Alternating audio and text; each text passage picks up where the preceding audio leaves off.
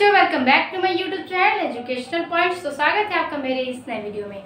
आज हम लेके आए हैं क्लास 12 बायोलॉजी का एक बहुत ही इम्पोर्टेंट टॉपिक, जो कि है संपूर्ण किताब से अति लघु उत्तरीय प्रश्न। तो आज के इस वीडियो में हम देखने वाले हैं पूरे बुक से आपके जितने भी इम्पोर्टेंट अति लघु उत्तरीय प्रश्न है उसका महा मैराथन क्लास। ठीक है, तो आज के इस वीडियो में हम समझेंगे कि कितने सारे अति लघु उत्तरीय प्रश्न हैं और जो सन वाइज आपके प्रश्न कई सन में बोर्ड एग्जाम में पूछे गए हैं उनमें से ये सारे प्रश्नों में से एक है।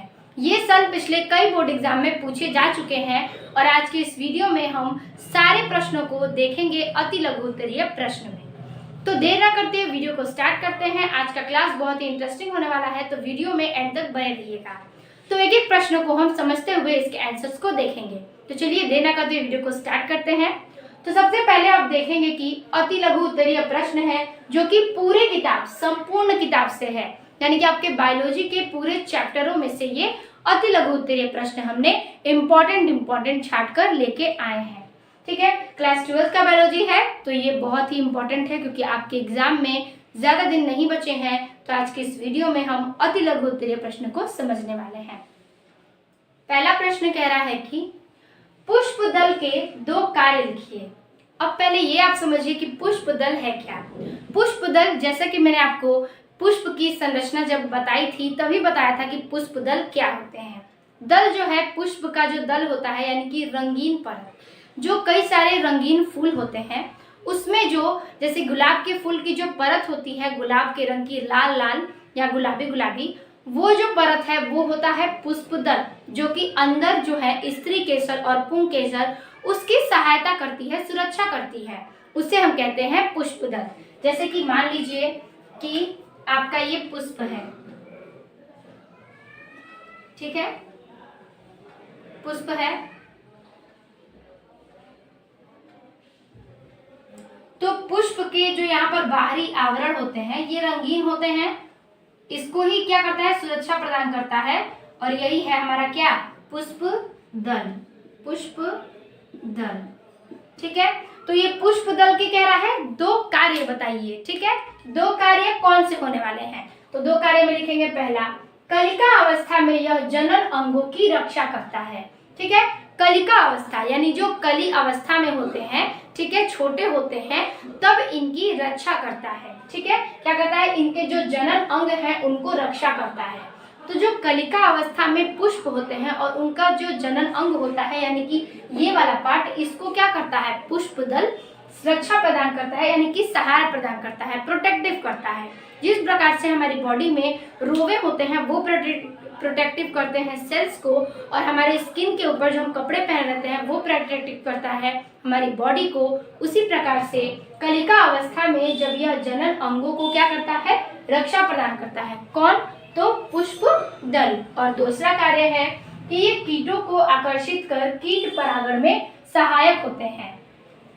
तो ये कीटों को, जो कीट भौरे होते हैं उनको अपनी ओर अपने रंगों से क्या करता है, आकर्षित करता है, और आकर्षित करने के बाद ये कीट परागण में क्या होता है, सहायक होता है। जब कीट परागण करते हैं पुष्पों से तो वो क्या करता है, उसमें सहारा भी प्रदान करता है, क्योंकि ये क्या है, पुष्प दल है और ये इसको कैप्चर किए हुए है और ढके हुए है। तो एक ओर से क्या है, ये इसका शरीर का भाग होगा, ऊपरी भाग। ठीक है, तो अंदर के जनन अंगों की ये कलिका अवस्था में रक्षा भी करता है और कीटों को अपनी ओर क्या करता है, आकर्षित करता है, यानी कि अट्रैक्ट करता है, और कीट परागण में ये सहायक होता है। ठीक है, कीट का जो परागण होता है उसमें भी ये सहायक माना जाता है। ठीक है, तो पहला जो क्वेश्चन है वो आपके बोर्ड एग्जाम में पूछे गए प्रश्नों में से एक है। तो ये हो गया आपके पहले क्वेश्चन का आंसर। तो दूसरा प्रश्न कह रहा है हमारा कि टेपिटम कहाँ स्थित होता है और इसका क्या कार्य है। ठीक है, टेपिटम क्या है, टेपिटम जो है, जो हम अपने पुष्प में देखते हैं, तो जो इसमें नर का भाग होता है, पुमंग भाग यानी कि परागकोश, उसके अंदर जो होता है लघु बीजाणु के अंदर की परत को हम टेपिटम कहते हैं। ठीक है, जो नर का भाग होता है पुमन या परागकोश, उसके भीतर पाए जाते हैं कई सारे परत, उसको हम देखेंगे। तो पहले उत्तर को देखते हैं, कहाँ स्थित होता है और इसके कार्य क्या है। ठीक है, तो लिखेंगे कि परागकोश की लघु बीजाणुधानी की सबसे भीतरी परत को हम टेपिटम कहते हैं, या वह टेपिटम कहलाता है। तो याद रखिएगा, कह रहा है यहाँ पर क्या कि परागकोश की लघु बीजाणुधानी। परागकोश क्या है? तो पुष्प का ये जो अंग होता है, ये वाला अंग, इसको हम कहते हैं परागकोश।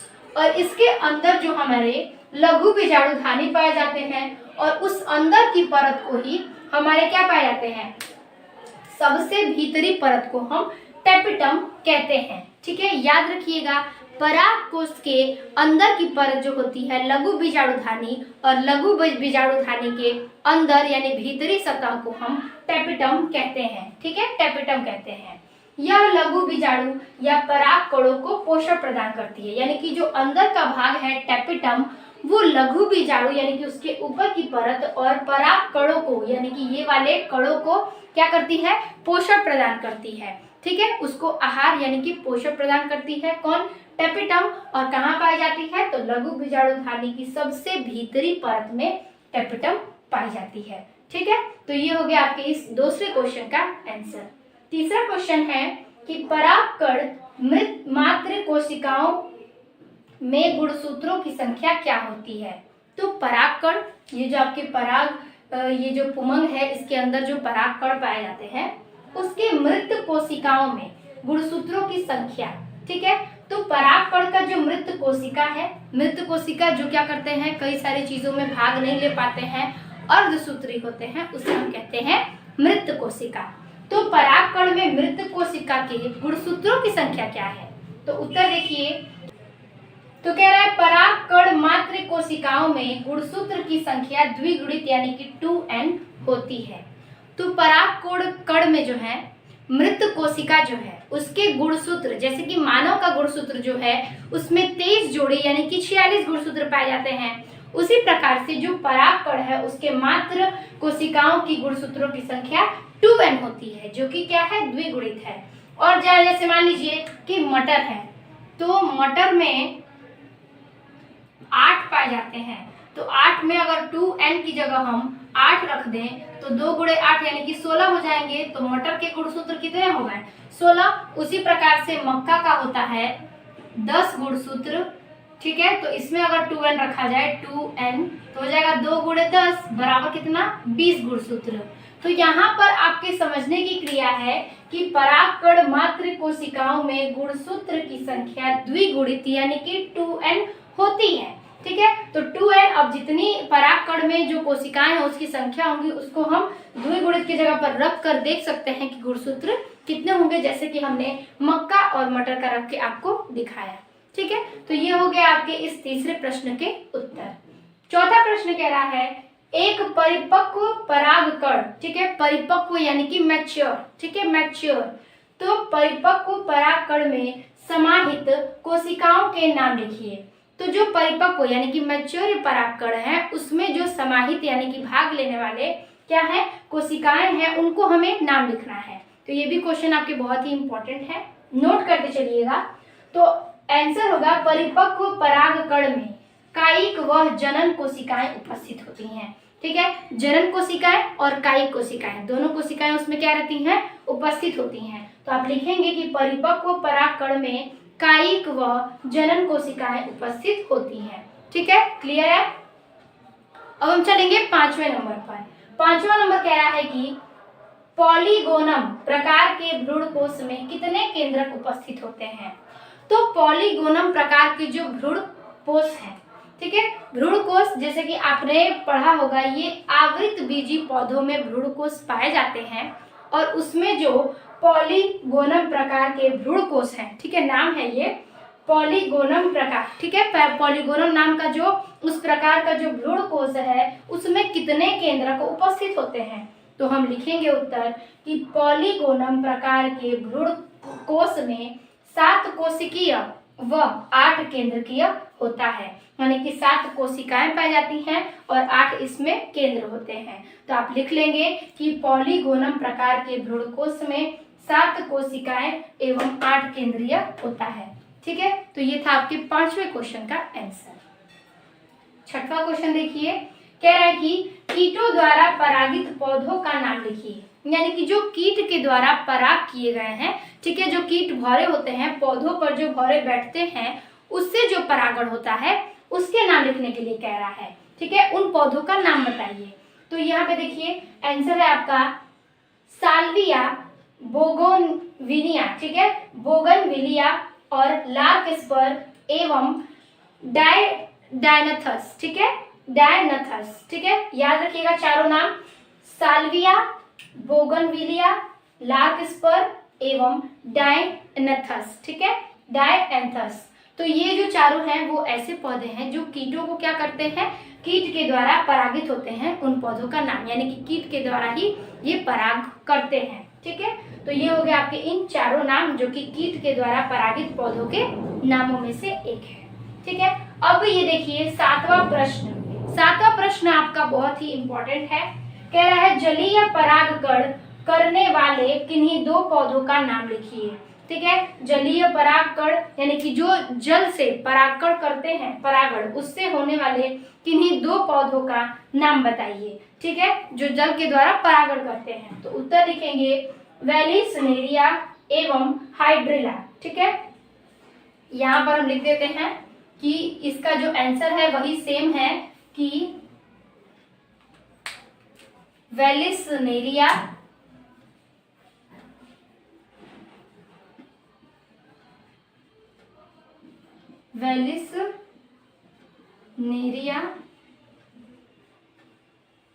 और एक है हाइड्रिला। ठीक है, वो आंसर है, तो हो सकता है आपको वहां ना दिखे, तो यहाँ पे आप देख सकते हैं वेलिसनेरिया और हाइड्रिला जो जलीय परागण होते हैं, उन्हीं पौधों का ये नाम है। क्या है, वेलिसनेरिया और हाइड्रिला। ये दोनों जो पौधे हैं वो जलीय परागण से उत्पन्न होते हैं, यानी कि जल के आधार पर ही ये पराग करते हैं। उसी प्रकार से यही दोनों पौधे हैं जो जलीय परागण करने में से किन्हीं दो पौधों के नाम, तो हमने ये दोनों पौधों के नाम आपको बता दिए। तो ये हो गया आपके सातों प्रश्न। आपका इसका स्क्रीनशॉट ले लीजिए, फिर आगे के प्रश्नों को हम देखते हैं।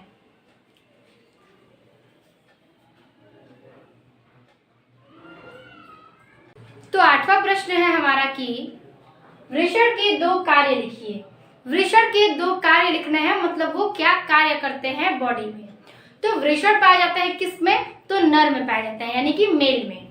वृषण जो है वो मेल के पार्ट्स में पाए जाते हैं, जैसे कि स्त्री में यानी कि नारी में, महिला में पाए जाते हैं क्या, आपके ओवरी या फिर ओवम उसमें उत्पन्न होते हैं। उसी प्रकार से मेल में जो कि हैं पाए जाते हैं क्या, तो आपका पाया जाता है वृषण। ठीक है, और वही वृषण के दो कार्य लिख रहा है, जिसमें हम लिखेंगे पहला नर लैंगिक हार्मोन। ठीक है, नर में एक लैंगिक हार्मोन होता है जो कि है टेस्टोस्टेरोन का स्रावण करता है। कौन करता है, वृषण करता है। वृषण का कार्य है कि जो नर लैंगिक हार्मोन है टेस्टोस्टेरोन, ठीक है, टेस्टोस्टेरोन नर के भाग में वृषण के हार्मोन्स में पाए जाते हैं, और ये हार्मोन्स जो कि है मेल में बहुत ही इंपॉर्टेंट है। ठीक है, तो कह रहा है कि नर के लैंगिक हार्मोन टेस्टोस्टेरोन का स्रावण करता है। ठीक है, यानी कि उत्पन्न करता है। और दूसरा कार्य है नर युग्मक, यानी कि नर के शुक्राणु का भी निर्माण करता है। अगर कोई पूछेगा कि शुक्राणु का निर्माण कहाँ होता है, तो आप लिख सकते हैं कि शुक्राणु का निर्माण नर युग्मक में होता है। तो आप लिख सकते हैं कि नर युग्मक शुक्राणु का निर्माण करना वृषण करता है। और पहला है कि नर लैंगिक हार्मोन टेस्टोस्टेरोन का स्रावण करता है। ठीक है, टेस्टोस्टेरोन का क्या करता है, स्रावण करता है।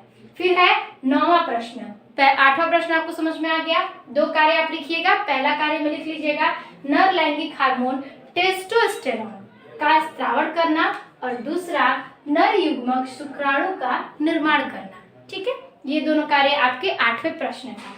नौवां प्रश्न कह रहा है कि अग्र मस्तिष्क यानी कि आगे का जो मस्तिष्क का भाग होता है, अग्र मस्तिष्क ग्रंथि यानी ग्लैंड द्वारा स्रावित दो गोनेडोट्रोपिन हार्मोन का नाम लिखिए। ये जो गोनेडोट्रोपिन हार्मोन है, ये हार्मोन है, और ये जो कि है हमारे ब्रेन के हार्मोन्स हैं, और जो अग्र मस्तिष्क में पाए जाते हैं अग्र पीयूष ग्रंथि में। ठीक है, वो स्रावण करने वाले किन्हीं दो हार्मोनों का नाम लिखिए। ठीक है, तो दो नाम है आपके, एक है LH और एक है FSH। ठीक है, तो ये जो LH है उसका फुल फॉर्म आपका हो जाएगा ल्यूटेनाइजिंग हार्मोन। ठीक है, ल्यूटेनाइजिंग हार्मोन। और दूसरा है FSH जिसे हम लिखेंगे फॉलिकल स्टिमुलेटिंग हार्मोन, ठीक है, फॉलिकल स्टिमुलेटिंग हार्मोन है, ठीक है। तो ये दोनों आपके नाम हो गए हार्मोन्स के। अग्र पीयूष ग्रंथि में जो स्रावण करते हैं उन दो हार्मोन्स का नाम, और वो दोनों हार्मोन्स गोनेडोट्रोपिन हार्मोन्स के नाम बताना है। तो पहला हो जाएगा LH और दूसरा हो जाएगा FSH, और आप इन दोनों का जो कि है पूरा नाम लिख लीजिएगा, ठीक है। पहले का लिखिएगा ल्यूटिनाइजिंग हार्मोन और दूसरे का लिखिएगा फॉलिकल स्टिमुलेटिंग हार्मोन, ठीक है। तो ये हो गया आपके 9वें प्रश्न का उत्तर, और ये प्रश्न आपके बोर्ड एग्जाम में एक बार पूछे जा चुके हैं। अगला प्रश्न है 10वां। ये आपके बहुत ही इंपॉर्टेंट प्रश्नों में से एक है, आप इसे वेरी इंपॉर्टेंट कर लीजिएगा क्योंकि ये पिछले लगातार कई सन में पूछा जा चुका है। तो क्वेश्चन है कि युग्मनज क्या है और इसमें गुणसूत्रों की संख्या कितनी होती है। अब युग्मनज क्या है वो हम देखेंगे। तो पहले आप पढ़ सकते हैं, उसके बाद आपको तुरंत समझ में आ जाएगा कि युग्मनज क्या होता है। तो युग्मनज जो है वो अगुणित शुक्राणु यानी कि N, जो गुणित नहीं है अगुणित है, और अगुणित अंडाणु यानी कि N के संयोजन से युग्मनज का निर्माण होता है, ठीक है। तो जो देखिए शुक्राणु होते हैं वो अगुणित यानी कि अधूरे, और जो अंडाणु होते हैं वो भी अगुणित होते हैं यानी कि अधूरे, और जब दोनों का सम्मिलन होता है तो वो क्या बनाते हैं, जायगोट यानी कि युग्मनज। इसे आप इंग्लिश में कह सकते हैं जायगोट। तो शुक्राणु और अंडाणु जो दोनों का सम्मिलन होता है तो उससे निर्माण होता है किसका, युग्मनज का। तो युग्मनज जो है वो शुक्राणु का N और अंडाणु दोनों का N के संयोजन से यानी कि मिलन से जो कि बनता है युग्मनज। युग्मनज का क्या होता है, निर्माण होता है। तो जैसे कि मैंने आपको जब ओवरी पढ़ाया था तभी मैंने आपको बताया था कि स्पर्म जो कि है अंडाणु से सम्मिलित होते हैं तब जाके बच्चे का निर्माण होता है, और उसी निर्माण के लिए पहले युग्मनज की आवश्यकता होती है। तो वही युग्मनज है क्या आपका, जो कि शुक्राणु और अंडाणु दोनों के संयोजन से युग्मनज का निर्माण होता है। और इसमें गुणसूत्रों की संख्या द्विगुणित यानी कि दोनों के मिलने से क्या होते हैं, द्विगुणित यानी कि 2n होता है। तो अगुणित और अगुणित दोनों का n जुड़कर क्या हो जाएगा 2n। तो इसमें गुणसूत्रों की संख्या क्या होती है, द्विगुणित यानी कि 2n होती है। तो ये हो गया आपके 10वें प्रश्न का उत्तर। 11वां प्रश्न कह रहा है कि मानव में गुणसूत्रों की संख्या कितनी होती है। तो मैंने आपको बताया था कि मानव में कुल 23 जोड़ी गुणसूत्र पाए जाते हैं, और एक जोड़े का मतलब होता है 2 गुणसूत्र। तो 23 जोड़ी गुणसूत्र और 46 होते हैं। तो लिखेंगे मानव में गुणसूत्रों की संख्या 23 जोड़ी व 46 होते हैं, क्या, गुणसूत्र, ठीक है, यानी कि क्रोमोसोम। तो एक मानव में 23 जोड़ी गुणसूत्र पाए जाते हैं, उसके आधार पर हमारे शरीर में 46 गुणसूत्र पाए जाते हैं। तो अब चलेंगे हम 12 नंबर के क्वेश्चन पर। 12 नंबर क्वेश्चन कह रहा है कि भ्रूण के मीसोडर्म स्तर द्वारा विकसित किन्हीं 4 अंगों के नाम लिखिए। भ्रूण जो होता है उसमें जो मीसोडर्म पाए जाते हैं उनसे जो विकसित होते हैं स्तर पर विकसित कौन कौन से अंग जो होते हैं वो विकसित होते हैं उनके नाम लिखना है। तो जो भ्रूण होता है, जो बच्चे भ्रूण में रहते हैं उसमें जो मीसोडर्म पाए जाते हैं उनसे क्या विकास होते हैं बच्चों के शरीर में, उन अंगों का नाम पूछा है। तो लिखेंगे रुधिर, वृक्क, हृदय, जनद, त्वचा की डर्मिस और इत्यादि, ठीक है। रुधिर विकसित होता है, वृक्क विकसित होता है, हृदय यानी हार्ट स्थित होता है, जनद और त्वचा की डर्मिस आदि का उद्भव भ्रूणी या मीसोडर्म से होता है। यानी कि ये सारी चीजें भ्रूण के मीसोडर्म की अवस्था से क्या होती है, विकसित होती है, ठीक है। याद रखिएगा ये सारे नाम, रुधिर, वृक्क, हृदय, जनद और त्वचा की डर्मिस, ठीक है। इनसे आदि उद्भव भ्रूणी या मीसोडर्मिस से होता है, ठीक है। तो ये चारों नाम इसके बहुत ही इंपॉर्टेंट है। फिर अगला 13 नंबर प्रश्न कह रहा है ऐसे 2 जंतुओं के नाम लिखिए जिसमें रुधिर, जरायु, अपरा पाए जाते हैं, ठीक है। तो ऐसे 2 जंतुओं का नाम बताना है जिसमें जो कि है रुधिर से जरायु और उसके अपरा की स्थिति होती है, यानी कि अपरा भी उसमें पाए जाते हैं। तो उत्तर लिखेंगे सभी यूरिथियन स्तनियों यानी कि मैमल्स, जो सभी यूरिथियन ये मैमल्स हैं यानी कि स्तनधारी जो जंतु हैं, तो तो रुधिर जरायु अपरा पाया जाता है।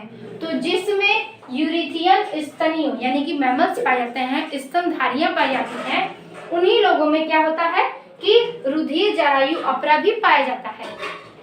और वो किसमें पाए जाते हैं? तो जैसे कि मनुष्य में तथा कपी में। ठीक है, ये जो दोनों हैं वो स्तनधारी हैं और ये अपने क्या होते हैं, जाति का निर्माण करते जाते हैं, यानी कि अपने वंश को आगे बढ़ाते जाते हैं, क्योंकि ये क्या है, स्तनधारी जंतु हैं। तो स्तनधारी जंतुओं में दो लोग हैं, एक है मनुष्य और एक है क्या, कीट। मनुष्य और कीट, तो ये दोनों जो हैं वो जंतुओं के नाम हैं जिनमें से रुधिर जरायु भी होते हैं और अपरा भी उसमें पाए जाते हैं। तो ये हो गया आपके 13 प्रश्नों के उत्तर। तो आप इसका स्क्रीनशॉट ले लीजिए, फिर हम आगे के प्रश्नों को देखते हैं।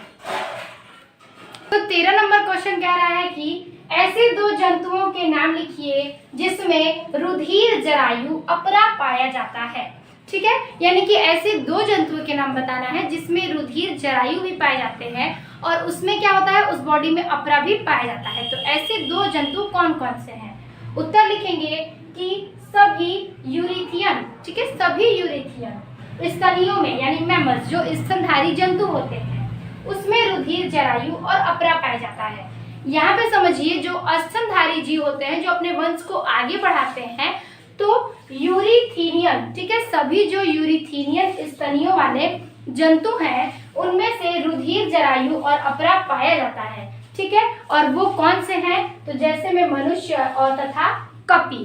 ठीक है, मनुष्य और कपी एक स्तनधारी जंतुओं में से एक है और इन जंतुओं में क्या होता है, रुधिर जरायु और अपरा उपस्थित होते हैं, यानी कि प्लेसेंटा उपस्थित होते हैं। और यही जो दोनों लोग हैं वो क्या करते हैं, अपने वंश को आगे बढ़ाते हैं, क्योंकि ये स्तनधारी हैं। ठीक है, तो हम यही लिखेंगे कि सभी यूरिथियन स्तनियों यानी मैमल्स में रुधिर जरायु अपरा पाया जाता है। वो कौन है? तो एक मनुष्य तथा कपी। ठीक है, तो ये हो गया आपके 13 प्रश्नों के टोटली आंसर। तो आप इसका स्क्रीनशॉट ले लीजिए, आगे के प्रश्नों को हम देखते हैं।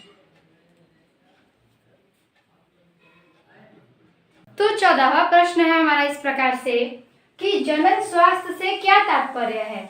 यानी जनन स्वास्थ्य, जो जनन में की क्रिया में जो हमारे स्वास्थ्य होते हैं उसका क्या तात्पर्य है? तो जनन स्वास्थ्य आपके जो बायो का चैप्टर है उससे रिलेटेड है, आपका पूरा चैप्टर ही है जनन स्वास्थ्य का।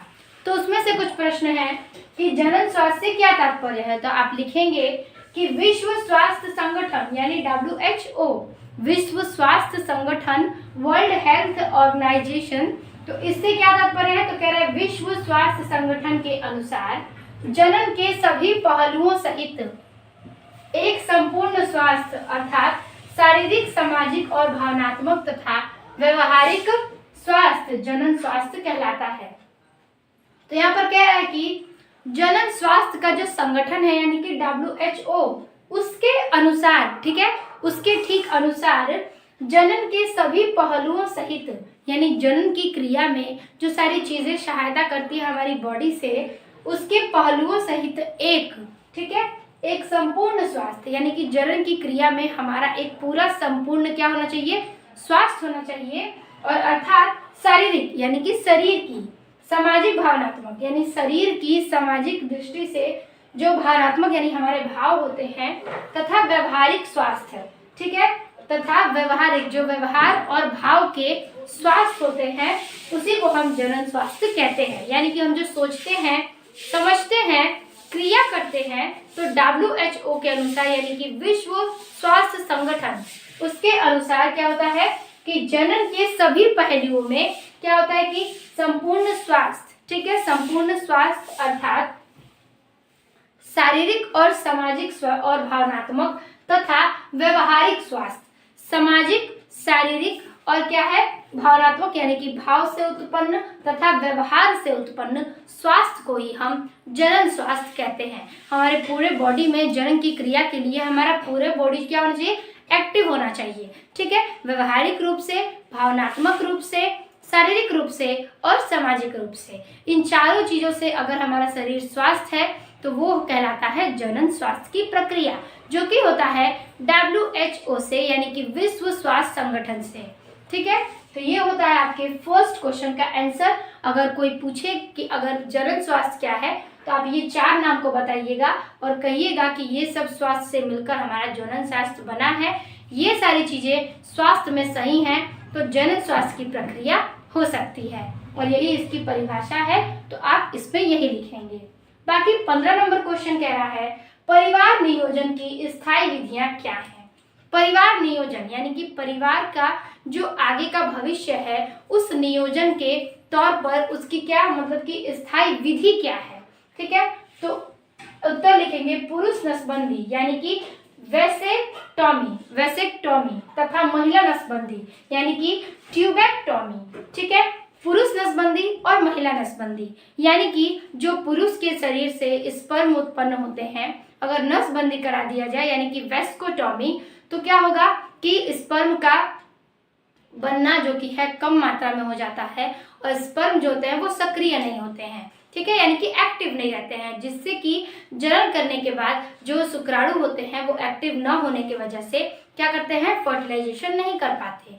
तो उसी प्रकार से कह रहा है पुरुष नसबंदी यानी कि वेस्कोटोमी और ठीक उसी प्रकार से जो महिला है महिला नसबंदी उसमें होता है ट्यूबेक्टोमी यानी कि महिला नसबंदी में जो उसका अंडाणु बनता है यानी कि ओवम वो भी सक्रिय नहीं होते हैं। तो दोनों की सक्रियता अगर नहीं रहती है तो क्या होता है कि युग्मनज उत्पन्न नहीं होता यानी कि बच्चे की उत्पन्न नहीं होते। तो उसी को परिवार नियोजन से जो स्थायी विधि है वो है नसबंदी। अगर पुरुष में होगा तो उसके स्पर्म जो है अंडाणु पे प्रभाव नहीं डालेंगे और अगर स्त्री में होगा तो क्या होगा उसका अंडाणु जो कि है स्पर्म से प्रभावित नहीं हो सकता।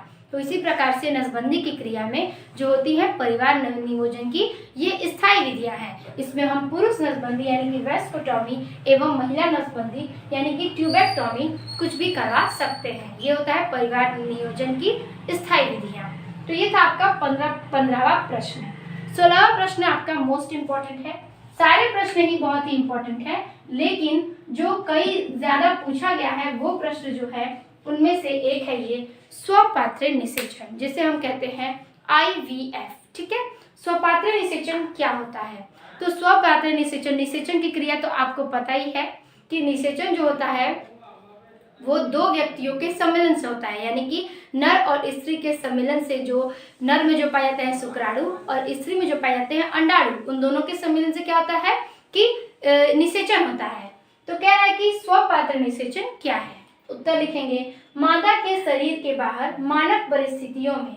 ठीक है, मादा का जो शरीर है उसके बाहर जो मानक परिस्थिति है यानी कि सिचुएशन में प्रयोगशाला यानी कि जो प्रयोगशाला विधि होती है यानी कि जैसे कि मेडिकल लाइन में जो स्थिति होती है उसको कह रहा है। तो हम लिखेंगे मादा के शरीर के बाहर मानक परिस्थितियों में प्रयोगशाला में शुक्राणुओं द्वारा अंडाणुओं ठीक है के कृत्रिम निषेचन की तकनीक को ही हम स्वपात्र निषेचन यानी कि इन विट्रो फर्टिलाइजेशन और IVF कहते हैं। ठीक है, फिर से समझिएगा। कह रहे हैं यहाँ पर मादा के शरीर में ठीक है मानक रूप से जो परिस्थितियां होती हैं तो इसमें प्रयोगशाला यानी कि हम मेडिकल की दृष्टि से उस तौर पर शुक्राणु को और अंडाणु को क्या करते हैं कृत्रिम निषेचन करवाते हैं यानी कि दोनों के बॉडी से ये क्षमता खत्म जब हो जाती है तो दोनों के बॉडी से यानी कि नर के बॉडी से स्पर्म और मादा की बॉडी से क्या होता है ओवम यानी कि अंडाणु दोनों को निकाल कर क्या किया जाता है कि प्रयोगशाला विधि में यानी कि प्रयोगशाला टेक्निकल विधि से उसे क्या किया जाता है फर्टिलाइजेशन कराए जाते हैं निषेचन कराए जाते हैं। कृत्रिम निषेचन की वह तकनीक होती है और उसी को हम क्या कहते हैं स्वपात्र निषेचन यानी कि इन विट्रो फर्टिलाइजेशन और IVF कहते हैं। IVF तो नाम आपने सुना होगा। तो ये यही तकनीक है जब नर व मादा दोनों का सम्मिलन नहीं हो पाता तो वो अपने स्पर्म और अंडाणु का क्या करते हैं प्रयोगशाला की हेल्प लेते हैं यानी कि मेडिकल की हेल्प लेते हैं और टेक्निकली से मतलब टेक्निक से वो क्या करते हैं कि एक दूसरे का वो प्रयोगशाला विधि से निषेचन करता है कृत्रिम निषेचन जिसे कहते हैं। और इसी निषेचन की क्रिया जब सक्सेस होती है तो उसे कहते हैं हम IVF। ठीक है, तो स्वपात्र निषेचन यही होता है कि वो क्या होता है कृत्रिम निषेचन करता है और शरीर के बाहर मानक परिस्थितियों में प्रयोगशाला से शुक्राणुओं द्वारा अंडाणुओं के कृत्रिम निषेचन की तकनीक को हम स्वपात्र निषेचन कहते हैं जिसका फुल फॉर्म भी पूछता है तो आप लिख सकते हो इन विट्रो फर्टिलाइजेशन और IVF कहते हैं। ठीक है, तो ये था आपका 16वें क्वेश्चन का आंसर। 17वां प्रश्न कह रहा है कि IVF तथा GIFT का पूरा नाम लिखिए, यानी फुल फॉर्म के तौर पे आपको ये पूछ सकता है या फिर पूरा नाम पूछ सकता है। तो हम हिंदी टू इंग्लिश दोनों में लिखे हैं, तो आप उसे समझिएगा।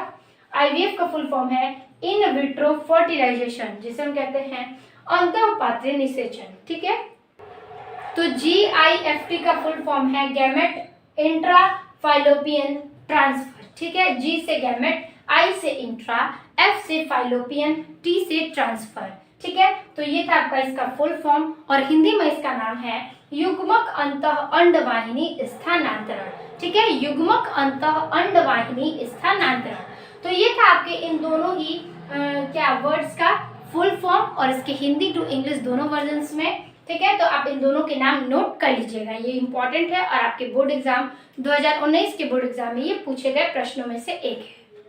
18वां प्रश्न कह रहा है विश्व एड्स दिवस कब मनाया जाता है। एड्स दिवस एक रोग है, ठीक है, जो क्या होता है कि नर व मादा के शरीर में हो जाते हैं। ठीक है, तो एड्स रोग कब मनाया जाता है, तो आप लिखेंगे उत्तर 1 दिसंबर को। ठीक है, 1 दिसंबर को एड्स दिवस मनाए जाते हैं। तो आप इसका स्क्रीनशॉट ले लीजिए। आई होप आपको 18 क्वेश्चन समझ में आ गए होंगे। आगे के प्रश्नों को हम देखते हैं।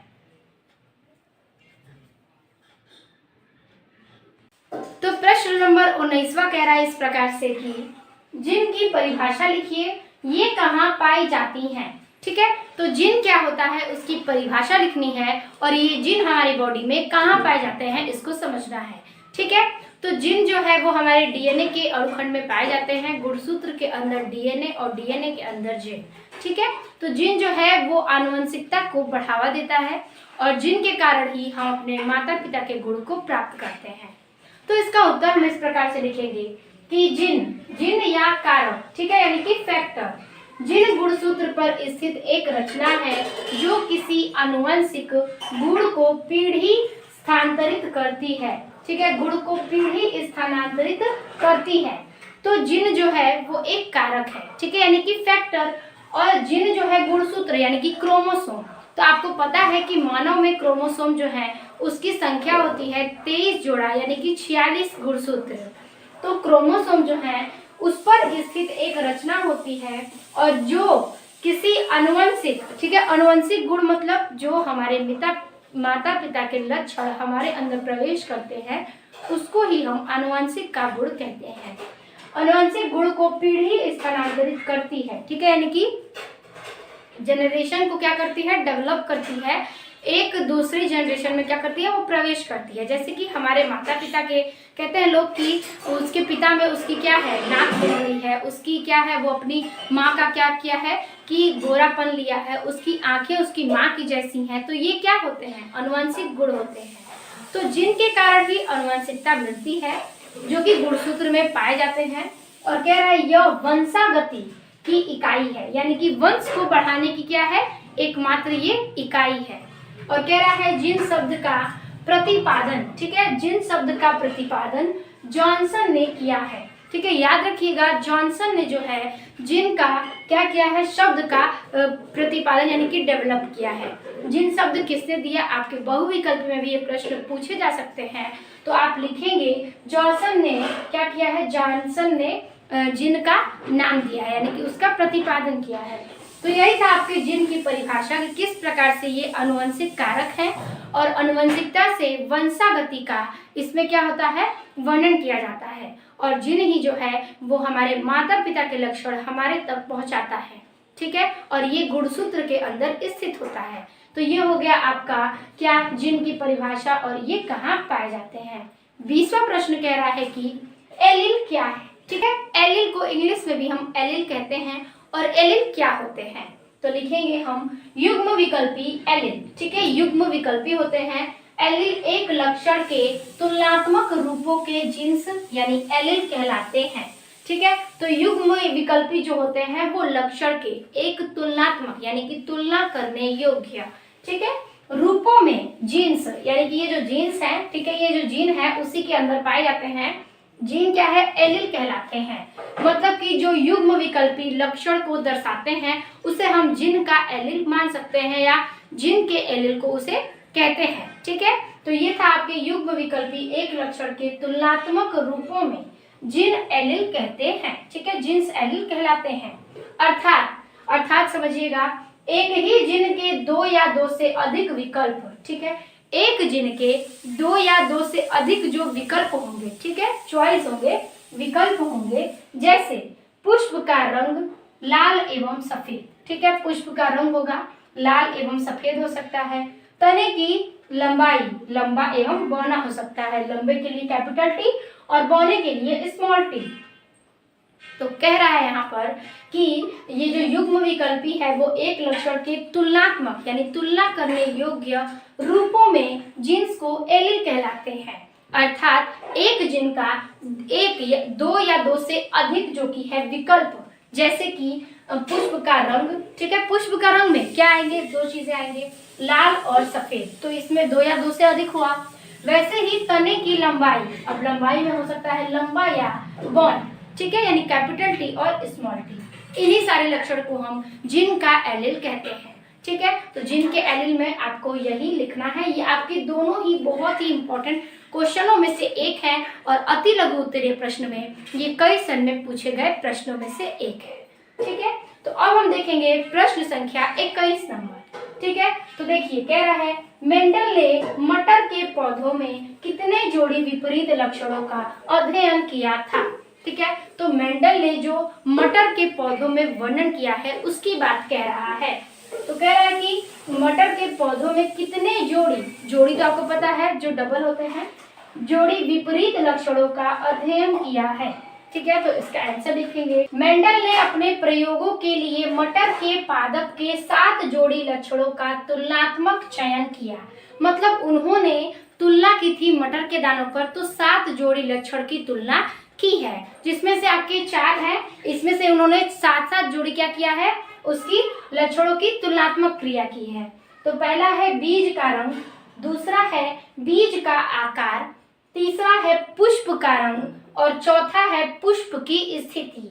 तो ये सारी जो चीजें हैं वो मेंडल ने मटर के दाने पर उपयोग की थी और उसके 7 जोड़ी लक्षणों को प्रतिपादित किया था।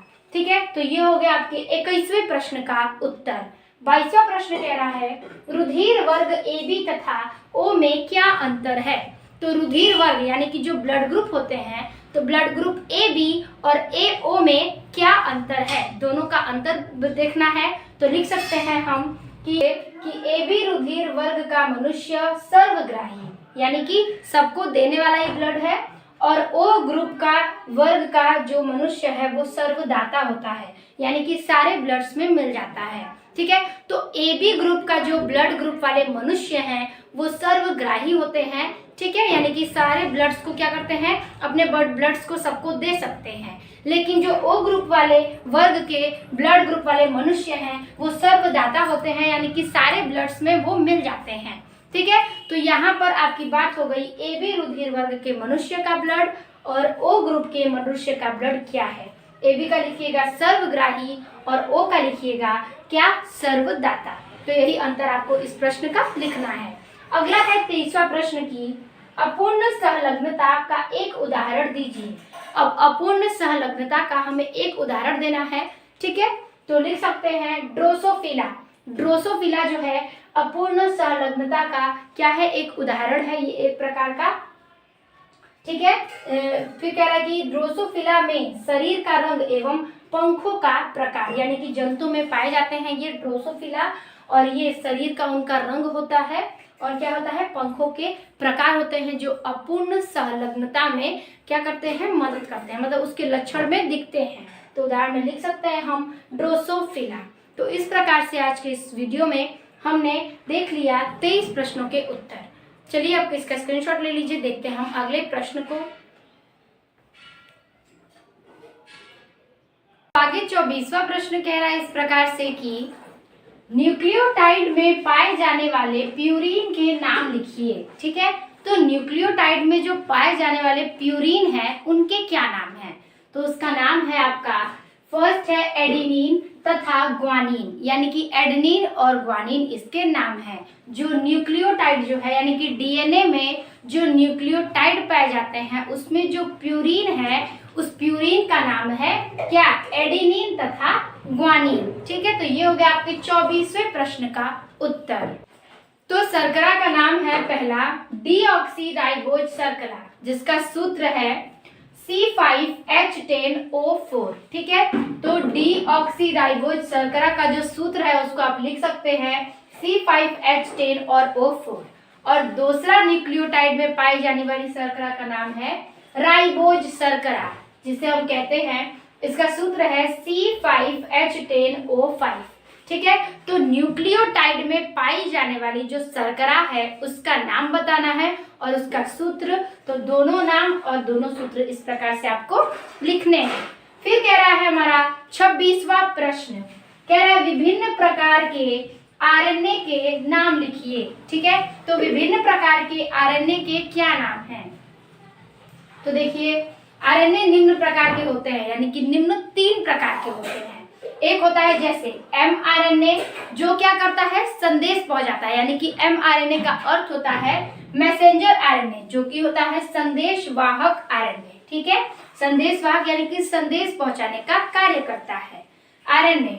और दूसरा है tRNA, यानी कि स्थानांतरण, यानी कि जो क्या है, स्थानांतरण यानी कि ये ट्रांसफर करता है। इसको कहते हैं T से ट्रांसफर आरएनए, जो क्या करता है कि आरएनए को एक स्थान से दूसरे स्थान तक ले जाता है, यानी कि इसकी क्रिया होती है स्थानांतरण की।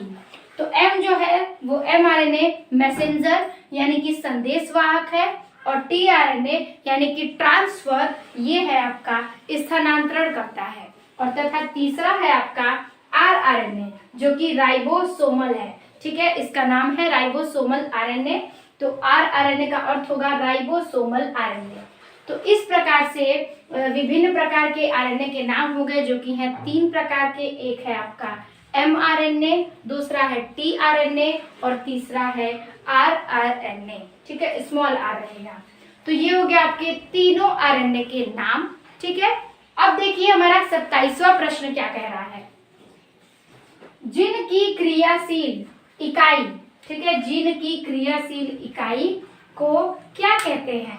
तो जीन, आपको पता है कि डीएनए के अंदर जो जीन पाए जाते हैं, अनुवांशिक गुण जिसमें होता है, उसका ये पूछ रहा है कि क्रियाशील इकाई क्या होती है। उत्तर लिखेंगे, जीन की क्रियाशील इकाई को सिस्ट्रॉन कहते हैं। याद रखिएगा कि जीन की क्रियाशील इकाई को हम सिस्ट्रॉन कहते हैं। ठीक है, ये आपके बहुविकल्पी में भी पूछ सकता है, लेकिन ये अति में पूछा गया प्रश्न है।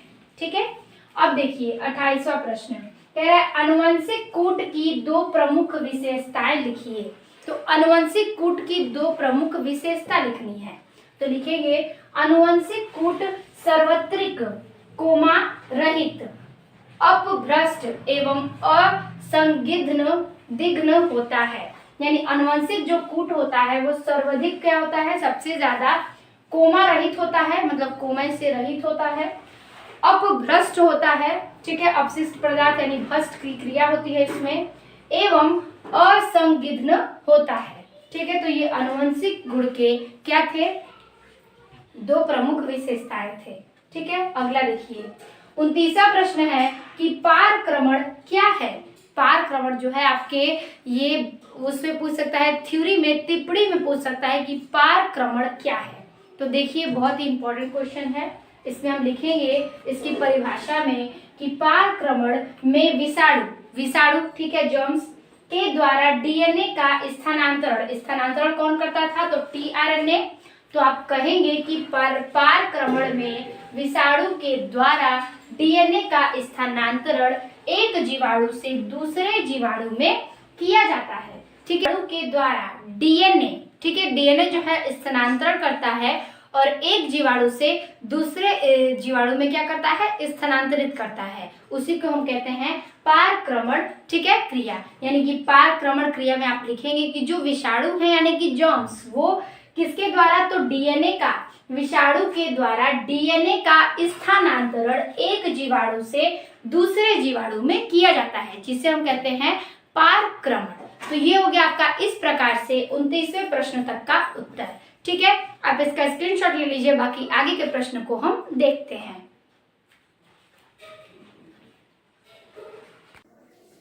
तो देखिए इसके आगे क्या सवाल कह रहा है। तो हम आ गए अब 30 नंबर वाले प्रश्न पर। तो कह रहा है प्रश्न की मनुष्य में विषाणु जनित 4 रोगों के नाम लिखिए। तो मनुष्य में जो जीवाणु से क्या कर रहे हैं, जनित है, मतलब जीवाणु से जनित क्या होंगे, 4 रोगों के नाम बताने हैं जो मनुष्य के शरीर में विषाणु के द्वारा रोग उत्पन्न करता है। तो उन चारों के नाम लिखेंगे, जैसे कि देखिए उत्तर है चेचक, हर्पिस, पोलिया, हेपेटाइटिस, डेंगू ज्वर और मस्पस, खसरा, रेबीज आदि विषाणु द्वारा उत्पन्न होते हैं। तो कोई 4 रोग के नाम लिखना है तो आप इसमें से कोई भी 4 लिख सकते हैं। जो मैंने एक्स्ट्रा नाम दिए हैं, जो आपको हार्ड लगेगा आप उसको न लिख के जो इजी है आप उसे याद कर सकते हो। तो देखो चेचक बीमारी हो गई, हर्पिस बीमारी हो गई, ठीक है, मलेरिया है, ठीक है, कह रहा है कि पोलियो, हेपेटाइटिस, डेंगू ज्वर जो है, ठीक है, डेंगू ज्वर, मस्पस और खसरा रेबीज जैसी भी बीमारियां इसमें क्या होती हैं, विषाणु द्वारा ये मानव के शरीर में उत्पन्न होती हैं। तो ये हो गया आपके तीसरे प्रश्न का उत्तर। अब देखिए है 31वां नंबर। 31वां नंबर कह रहा है कि मनुष्य में असाधारण, ठीक है, यानी कि मनुष्य में साधारण जुकाम उत्पन्न करने वाले 2 विषाणुओं के नाम लिखिए। तो कह रहा है कि मनुष्य में जो साधारण जुकाम है, जो खांसी सर्दी होते हैं, तो जुकाम जो है उत्पन्न करने वाले 2 विषाणु, मतलब कि विषाणु वायरस वाले रोगों के नाम लिखिए। ठीक है, तो मनुष्य में जो साधारण जुकाम खांसी सर्दी हो जाते हैं तो उससे उत्पन्न जो विषाणु हैं उनके नाम लिखना है। तो वो विषाणुओं का नाम क्या है जिससे हमारे शरीर में साधारण सा जुकाम सर्दी खांसी हो जाता है। तो उसका उत्तर है राइनो विषाणु एवं कोरोना विषाणु। ठीक है, ये दोनों जो है इसके सिम्टम्स यही होते हैं कि हमें क्या होती है, सर्दी खांसी की समस्या होती है और क्या होता है कि इसमें हमें जुकाम भी हो जाता है। तो मनुष्य में साधारण जुकाम जब होता है तो उसमें 2 विषाणुओं के नाम पूछ रहा है, तो राइनो विषाणु एवं कोरोना विषाणु। जो कोरोना विषाणु है आपको तो पता है, जब कोरोना वायरस चल रहा था तो हमारे जो सिम्टम्स थे, जो कैसे रोग पहचाने जाते थे, तो वो रोग ये था कि लोगों को क्या होता था, सर्दी जुकाम हो जाता था। ठीक है, और लोगों को सांसों के द्वारा दूसरे में ये जीवाणु फैल जाते थे। तो वही कह रहा है कि जुकाम के इसमें क्या होते हैं, सिम्टम्स होते हैं। तो वो वायरस है राइनो विषाणु एवं कोरोना विषाणु। तो ये हो गया आपके 31वें प्रश्न का उत्तर। आगे है 32वां प्रश्न। तो 32वां प्रश्न कह रहा है कि एस्केरिस के लार्वा में कितने त्वक्रतन होते हैं।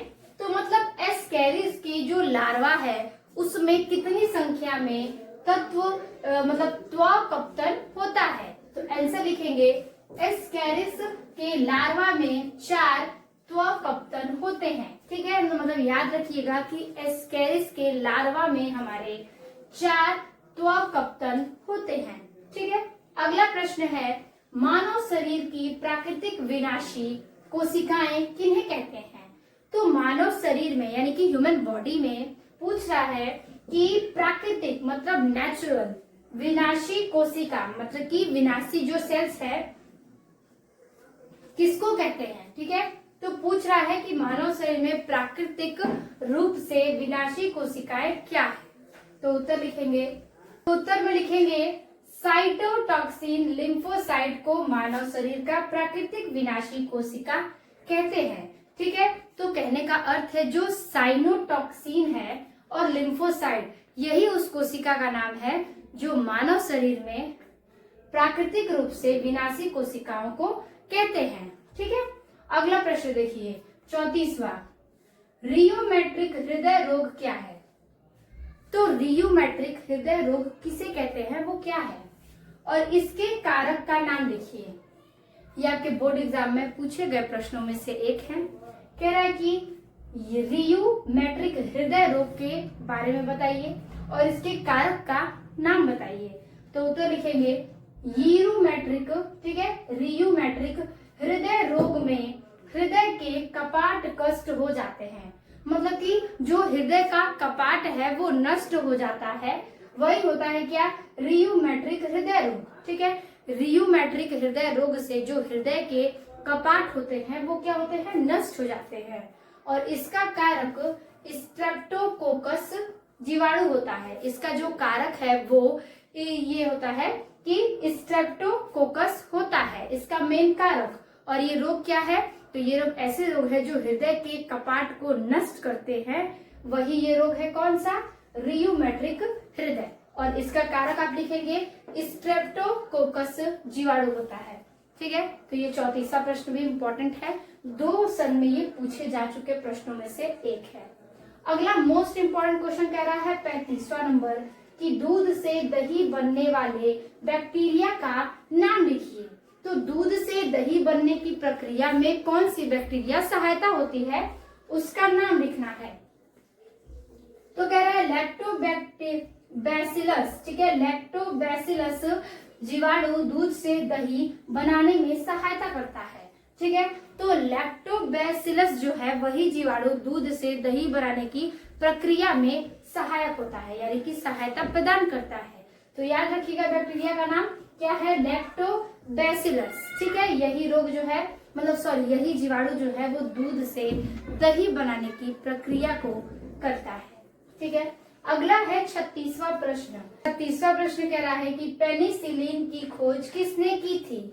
तो पेनिसिलिन जो है उसकी खोज किसने की है, जो सवाल है आपके अति लघु उत्तरीय प्रश्न में भी पूछे जा चुके हैं और ये सवाल बहुविकल्पी प्रश्नों में से भी आ गए हैं। तो पेनिसिलिन जो है उसकी खोज किसने की, उत्तर है फ्लेमिंग ने पेनिसिलिन की खोज की है, यानी कि वैज्ञानिक फ्लेमिंग जो हैं वो क्या किए हैं, पेनिसिलिन की खोज किए हैं। तो इस प्रकार से हमने 36 प्रश्नों को हल कर लिया है यहाँ तक, और आप इसका स्क्रीनशॉट ले लीजिए, बाकी आगे के प्रश्नों को हम देखते हैं।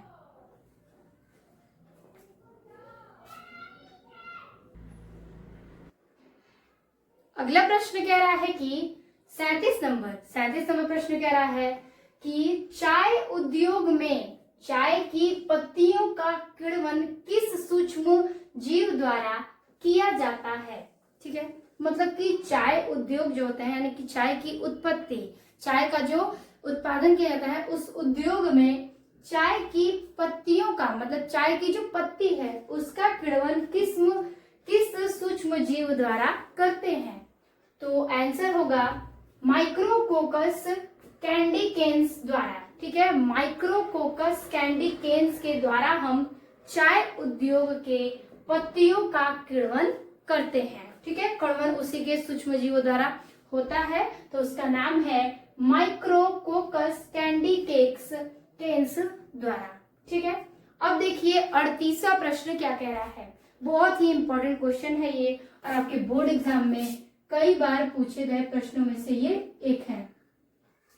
37 नंबर देखिए क्या कह रहा है, कह रहा है स्मॉल आर डीएनए में स्मॉल आर क्या है, ठीक है। आर डीएनए में आर क्या है, इसका महत्व पूछ रहा है।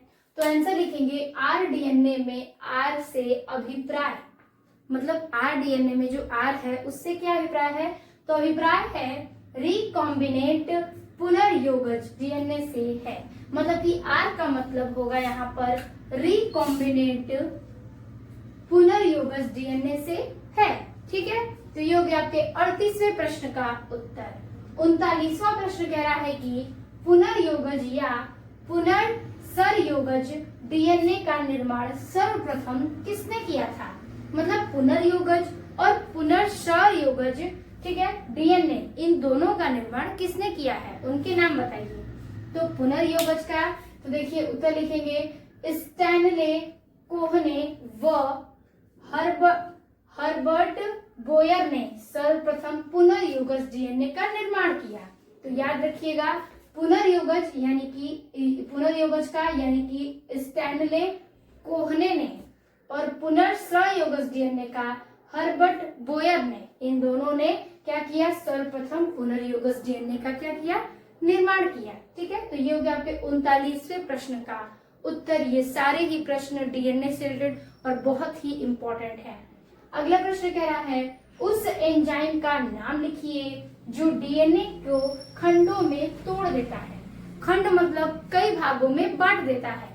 तो वो पूछ रहा है इसमें कि उस एंजाइम का नाम लिखिए, वह एंजाइम कौन सा है जो डीएनए को खंडों में तोड़ता है।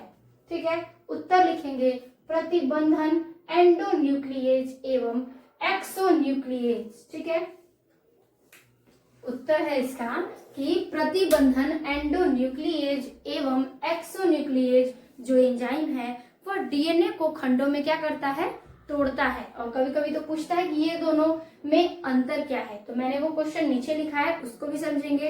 लेकिन याद रखिएगा कि डीएनए को खंडों में बांटने का काम करता है कौन, तो याद रखिएगा प्रतिबंधन एंडोन्यूक्लिएज एवं एक्सोन्यूक्लिएज। ठीक है, अब देखिए 41वां प्रश्न कह रहा है कि एक्सोन्यूक्लिएज और एंडोन्यूक्लिएज में क्या अंतर है। तो एक्सोन्यूक्लिएज और एंडोन्यूक्लिएज इन दोनों में अंतर पूछ रहा है। तो लिखेंगे एक्सोन्यूक्लिएज डीएनए के सिरे से न्यूक्लियोटाइड को अलग करते हैं।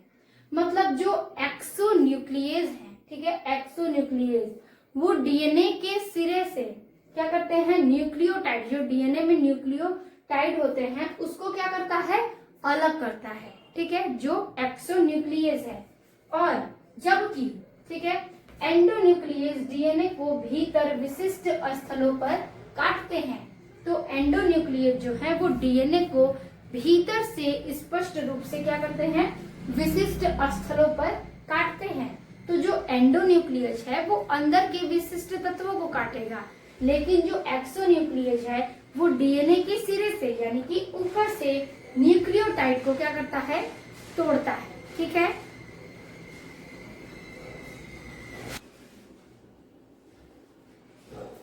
तो इस प्रकार से इन दोनों में ये अंतर होता है कि एंडोन्यूक्लिएज क्या करेगा, डीएनए को ऊपरी सिरों से न्यूक्लियोटाइड को अलग करेगा, लेकिन जो एंडोन्यूक्लिएज है वो डीएनए को भीतर के विशिष्ट स्थलों से क्या करता है, काटता है। ठीक है, तो ये हो गया आपके 41वें प्रश्न का उत्तर। अगला प्रश्न है 42 नंबर, कह रहा है प्रत्यक्ष जीन स्थानांतरण से आप क्या समझते हैं। तो प्रत्यक्ष जीन क्या है और उस स्थानांतरण से आप क्या समझते हैं। तो मिला के क्वेश्चन पूछा है कि प्रत्यक्ष जीन स्थानांतरण से आप क्या समझते हैं। उत्तर लिखेंगे बाह्य डीएनए की परपोषी, ठीक है, यानी बाहरी डीएनए, बाह्य डीएनए की परपोषी कोशिकाओं में, ठीक है, बाह्य डीएनए की परपोषी कोशिका में प्रत्यक्ष रूप से वाहक के बिना निवेशन को प्रत्यक्ष जीन स्थानांतरण कहते हैं। तो समझिए कि जो बाहरी डीएनए है, बाह्य डीएनए, उसका जो परपोषी कोशिका है, ठीक है, परपोषी कोशिका जो है वह प्रत्यक्ष रूप से यानी कि निष्पक्ष रूप से वाहक के बिना, मतलब कि वाहक के किसी गाइडेंस के बिना निवेशन को ही हम प्रत्यक्ष जीन स्थानांतरण कहते हैं। जैसे कि मान लीजिए स्कूल में बच्चे होते हैं, टीचर होते हैं, लेकिन वो स्कूल एक प्रिंसिपल के रूप से क्या होता है कि चलता है, व्यवस्थित रहता है। उसी प्रकार से कहना चाहता है कि जो बाह्य डीएनए है वो परपोषी कोशिका से प्रत्यक्ष रूप से वाहक के बिना ही, जैसे कि प्रिंसिपल के बिना ही, वैसे ही कह रहा है कि वाहक के बिना निवेशन को ही हम क्या कहते हैं, प्रत्यक्ष जीन स्थानांतरण कहते हैं। ठीक है, तो इस प्रकार से हमारा ये 42 प्रश्न समाप्त होता है। तो और ये सारे जो क्वेश्चन है इस पेज के ये बहुत ही इंपॉर्टेंट है, तो आप इसे नोट जरूर करिएगा और आप जिस कॉपी पे लिख रहे हैं आप इसको मोस्ट इम्पॉर्टेंट जरूर करिएगा। इसमें से एक और इम्पॉर्टेंट है, वो है ये आपका कई साल में पूछा गया प्रश्न है, वेरी वेरी मोस्ट है ये, ठीक है, और उसके साथ साथ ये मोस्ट क्वेश्चन है। तो आप ये सारे क्वेश्चन जो हैं उसको याद कर लीजिएगा, ये कई साल में पूछे गए प्रश्नों में से एक है। तो आप इसका स्क्रीनशॉट ले लीजिए, बाकी आगे के क्वेश्चन को हम देखते हैं।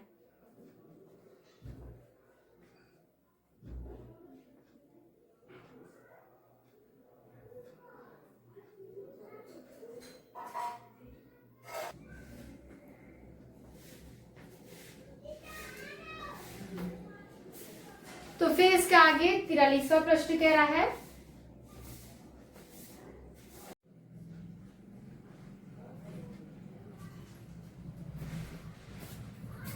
तो अब हम आ गए हैं 43वें प्रश्न पर। तो 43वां प्रश्न कह रहा है कि जिन अभियांत्रिकी में उपयोग होने वाले वाहकों का उल्लेख कीजिए। ठीक है, तो जिन अभियांत्रिकी में उपयोग होने वाले दो वाहकों के हमें नाम लिखना है और क्या करना है, उल्लेख करना है। तो देखिए ये अति लघु का प्रश्न है और ये आपके बहुत ही इंपॉर्टेंट क्वेश्चनों में से एक है। तो उत्तर लिखेंगे, जिन अभियांत्रिकी में जीवाणु के प्लाज्मिड एवं बैक्टीरियफेज या जीवाणु भोजी विषाणु, यानी यहाँ पर अर्थ समझिए, कह रहा है कि जो जिन अभियांत्रिकी में जो जीवाणु हैं और विषाणु हैं, तो जीवाणु के प्लाज्मिड एवं बैक्टीरियफेज, ठीक है, बैक्टीरियफेज या जीवाणु भोजी विषाणु दोनों का उपयोग वाहक के रूप में किया जाता है। ठीक है, तो यहाँ पर जिन अभियांत्रिकी जो है वो जीवाणु के रूप में क्या करते हैं, प्लाज्मिड और बैक्टीरियल फेज को जीवाणु यानी कि विषाणु दोनों ही उपयोग में वाहक के रूप में किए जाते हैं, मतलब दोनों का ही उपयोग किया जाता है। ठीक है, जिन अभियांत्रिकी में। तो ये था आपके 43वें प्रश्न का उत्तर। दोनों वाहकों का उल्लेख है, तो दोनों वाहकों में जीवाणु के प्लाज्मिड एवं बैक्टीरियम फेज या जीवाणु भोजी विषाणु दोनों का उपयोग किया जाता है। अगला प्रश्न है 44वां प्रश्न कि डीएनए खंडों की पुंजीकीकरण विधि को क्या कहते हैं। तो डीएनए खंड का जो पुंजीकरण किया जाता है उस विधि को हम कहते क्या हैं। उत्तर लिखेंगे, डीएनए खंडों की पुंजीकीकरण विधि को शॉटगन विधि कहते हैं। ठीक है, मतलब डीएनए खंडों के जो पुंजीकरण की विधि है उसे हम शॉटगन विधि कहते हैं। ठीक है, तो ये था आपके 44वें प्रश्न का उत्तर। अगला प्रश्न आपका बहुत ही इंपॉर्टेंट होने वाला है। ठीक है, तो क्वेश्चन पूछ रहा है कि पॉलीमरेज श्रृंखला अभिक्रिया यानी कि पीसीआर को किसने खोजा। तो पॉलीमरेज से कई सारे क्वेश्चन आते हैं, कभी कभी दीर्घ उत्तरीय प्रश्न में भी ये क्वेश्चन पूछ दिए जाते हैं और कहता है कि इसका चेन बनाइए, इसके फुल फॉर्म लिखिए और इसका क्या मतलब कि खोज किसने किया, ये सारी चीजें। तो अति में पूछा गया है कि पॉलीमरेज श्रृंखला अभिक्रिया यानी कि पीसीआर को किसने खोजा। ठीक है, को किसने खोजा, तो उत्तर लिखेंगे कि पीसीआर की खोज कैरी मुलिस, ठीक है, कैरी मुलिस ने की है, यानी कि पीसीआर पॉलीमरेज श्रृंखला अभिक्रिया, ठीक है, की खोज किया है कैरी मुलिस ने। ठीक है, अगला प्रश्न देखिए, कौन सा एंजाइम डीएनए खंडों को जोड़ने का काम करता है। तो ऐसा कौन सा एंजाइम है जो डीएनए खंड को जोड़ता है। तो याद रखिए कि तोड़ने वाला एंजाइम कौन सा था, एंडोन्यूक्लियेज और एक्सोन्यूक्लियेज, लेकिन यहाँ पर कह रहा है कि जोड़ने का काम कौन करता है। तो याद रखिएगा लाइगेज। ठीक है, तो कौन सा एंजाइम, तो डीएनए खंड को जोड़ने का काम लाइगेज का है। ठीक है, अगला प्रश्न देखिए 47वां प्रश्न कह रहा है जैव प्रौद्योगिकी के कृषि संबंधित दो उपयोग लिखिए। तो जैव प्रौद्योगिकी के जो कृषि का संबंध है उसमें से संबंधित दो का उपयोग लिखिए। उत्तर लिखेंगे, जैव प्रौद्योगिकी का कृषि में उपयोग पारजीनी यानी कि जीएम फसलों के निर्माण व, ठीक है, यानी कि जैव प्रौद्योगिकी जो है वो कृषि के उपयोग में पारजीनी यानी कि जीएम फसलों के निर्माण वह नॉन लेग्यूमिनस पादपों में नाइट्रोजन स्थिरीकरण की क्षमता के विकास करने हेतु किया जाता है। तो याद रखिए कि जो जैव प्रौद्योगिकी कृषि है, देखिए कह रहा है कि जैव प्रौद्योगिकी का कृषि में उपयोग पारजीनी यानी कि जीएम फसलों के एक निर्माण हो जाएंगे व नॉन लेग्यूमिनस पादपों में नाइट्रोजन, ठीक है, जो नॉन लेग्यूमिनस पादप है उसमें नाइट्रोजन का स्थिरीकरण स्थिरीकरण की क्षमता में विकास करने के लिए किया जाता है। ठीक है, तो वह नाइट्रोजन जो स्थिरीकरण है उसकी क्षमता में विकास करने के लिए जैव प्रौद्योगिकी से संबंधित उपयोग किए जाते हैं। ठीक है, तो यही इसका आंसर आप लिखेंगे। अगला प्रश्न है कि बीटी कपास क्या है। तो बीटी कपास से रिलेटेड बहुत सारे प्रश्न पूछे जाते हैं, इसकी टिप्पणियां पूछी जाती हैं और ये बहुत ही इंपॉर्टेंट है, कई वर्ष में इसके पूछे गए प्रश्नों में से ये एक है। तो बीटी कपास क्या है, शॉर्टकट में लिखेंगे कि बीटी कपास एक पारजीवी पादप है। ठीक है, क्या है, एक पारजीवी पादप है, इसको बीटी कपास यानी कि बीटी फसल भी कहते हैं। तो हम उत्तर में लिखेंगे कि बीटी कपास एक पारजीवी पादप है। तो इस प्रकार से हमने 48 प्रश्न हल किए। आप इसका स्क्रीनशॉट लीजिए, फिर आगे के क्वेश्चन को हम देखते हैं।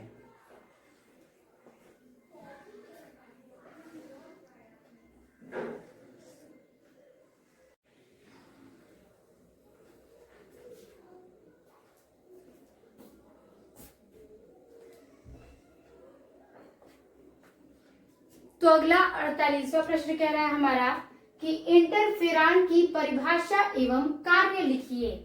तो इंटरफेरान क्या है, उसकी परिभाषा एवं उसके कार्य लिखना है। ये क्वेश्चन आपके बोर्ड एग्जाम में कई बार पूछे जा चुके प्रश्नों में से है। तो उत्तर लिखेंगे कि इंटरफेरान प्रति विषाणु ग्लाइकोप्रोटीन है। क्या है, इंटरफेरान एक प्रति विषाणु है और ये क्या है, एक ग्लाइकोप्रोटीन है जो प्रतिरक्षा, ठीक है, जैसे कि हमारी बॉडी को प्रतिरक्षा प्रदान करता है, जैसे कि हमारे अंदर के ब्लड जैसे कि WBC। तो कह रहा है यहाँ पर कि इंटरफेरान जो है वो प्रति विषाणु ग्लाइकोप्रोटीन है। ठीक है, और जो प्रतिरक्षा नियंत्रण की भांति कार्य करते हैं। क्या करते हैं, प्रतिरक्षा प्रदान करते हैं और प्रतिरक्षा नियंत्रण की भांति ही क्या करते हैं, कार्य करते हैं। और इनका प्रयोग अनेक रोगों के उपचार हेतु किया जा रहा है। मतलब इंटरफेरान का जो उपयोग है अनेक प्रकार के, कह रहा है कि रोगों और उपचार हेतु क्या कर रहा है, किया जाता है। तो याद रखिएगा, इंटरफेरान एक प्रति विषाणु ग्लाइकोप्रोटीन है और ये प्रतिरक्षा नियंत्रण में क्या करता है, कार्य करता है और इसके प्रयोग से अनेक रोगों के उपचार हेतु किया जाता है। ठीक है, अब देखिए अगला प्रश्न, बायोपायरेसी क्या है। ये सारे प्रश्न बहुत ही इंपॉर्टेंट हैं, ये भी आपका इंपॉर्टेंट प्रश्नों में से है और ये भी आपका मोस्ट इंपॉर्टेंट है। इससे रिलेटेड कई साल, मतलब कि हर साल प्रश्न आते हैं कि बायोपायरेसी क्या है, इंटरफेरान क्या है, PCR क्या है और आपका ये बीटी कपास, ये सारी चीजें टिप्पणी में, बहुविकल्पी में ऐसे करके पूछे जाती हैं। तो यहाँ पूछा है कि बायोपायरेसी क्या है।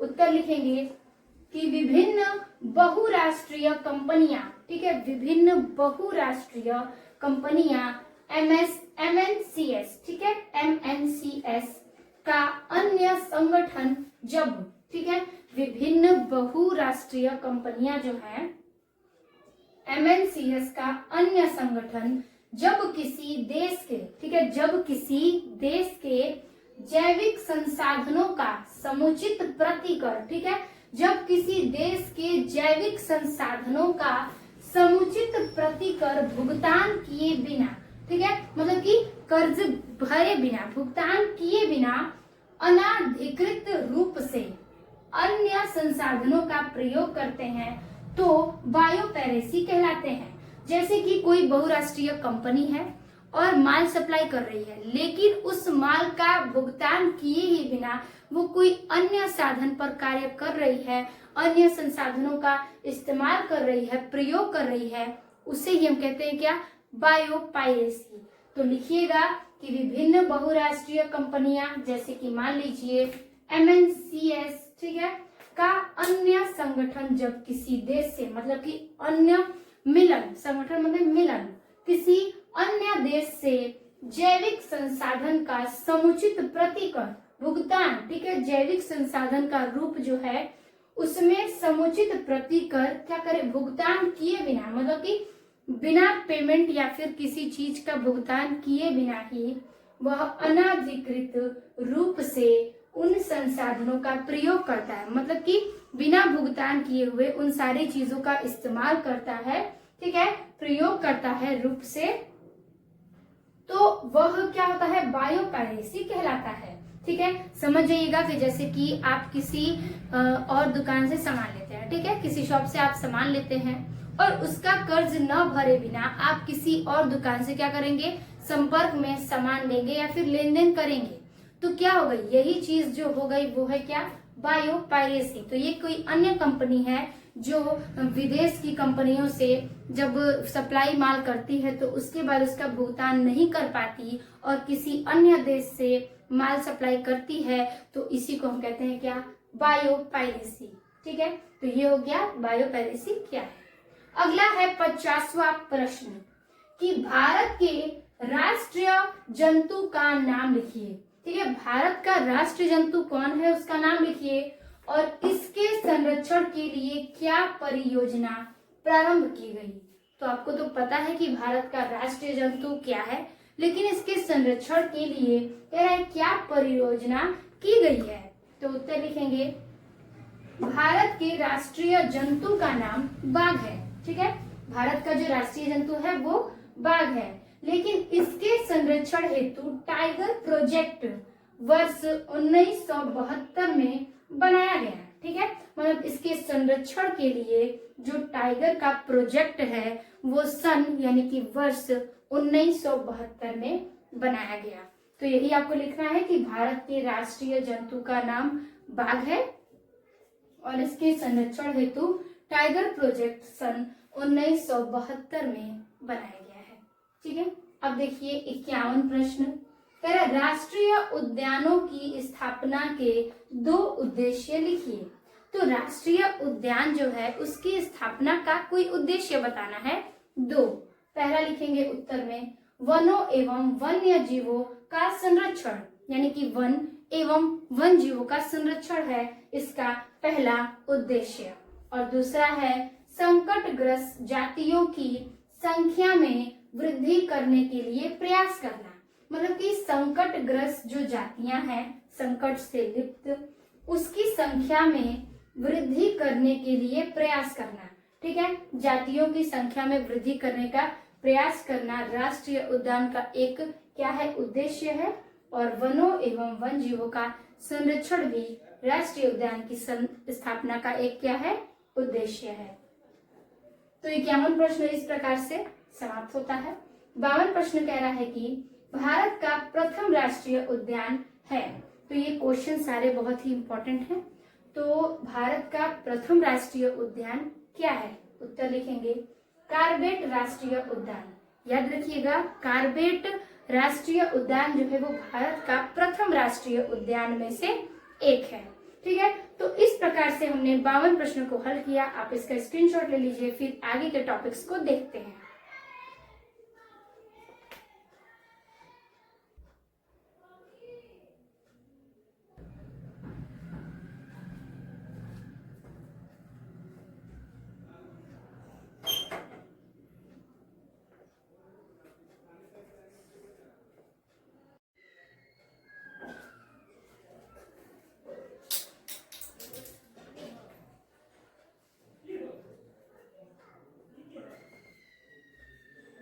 तो आगे का क्वेश्चन कह रहा है 53 नंबर की अनिषेक फलन क्या है। तो ये क्वेश्चन जो है आपके बोर्ड एग्जाम में बहुत बार पूछे गए हैं और ये जो क्वेश्चन है बहुत ही इंपॉर्टेंट है आपके फर्स्ट चैप्टर से।